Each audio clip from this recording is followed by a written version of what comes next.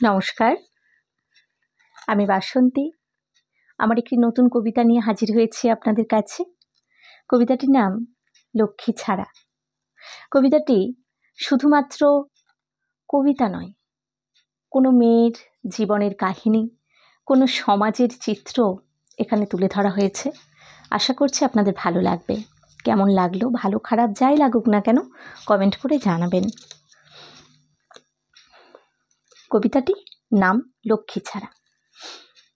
ওই যে ছিল গাঁয়ের কোণে রতন তাঁতির মেয়ে, কি যেন নাম, আপন মনে বেড়াতো যে গান গেয়ে।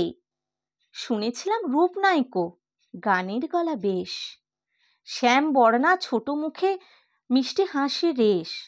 পড়ছে মনে, বিদ্যে ছিল, লেখাপড়াতেও ভালো।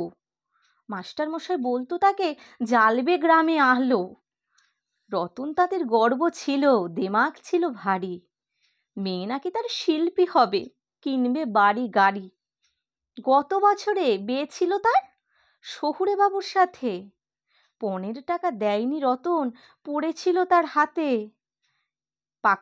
পাত্রপক্ষ মারমুখ হয়ে যেই না তেড়ে আসে, দেখে কনের সাজে লাঠি হাতে মেয়ে বাবার পাশে। সবাই অবাক, কেউ বলে এ লক্ষ্মী ছাড়া মেয়ে। বিয়ের কোণে লাঠি হাতে মাথা গেছে গান গেয়ে। মুখের ওপর জবাব মেয়ের, চাই না এমন বর, বাবার রক্ত জলের টাকায় করব না তার ঘর। মেয়ে বলে কি মানুষ নই, হাত দুটো তো আছে, খাটবো খাবো, বাবা আমার ঝুঁকবে না কারো কাছে। নিজের বিয়ে ভাঙলো নিজেই, সাহস মানতে হবে।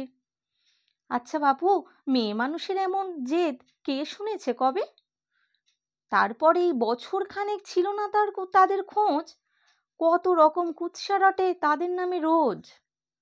আজ সকালে কলকাতাতে দেখি রতন তাঁতি, ছোট ফুলের দোকান, বললেই রোজই মালা গাঁথি। শুধালে মামি মেয়েটি কোথায়, দেখছি না তো তাকে। বললে রতন গাইতে গেছে, বহু লোকে যে ডাকে।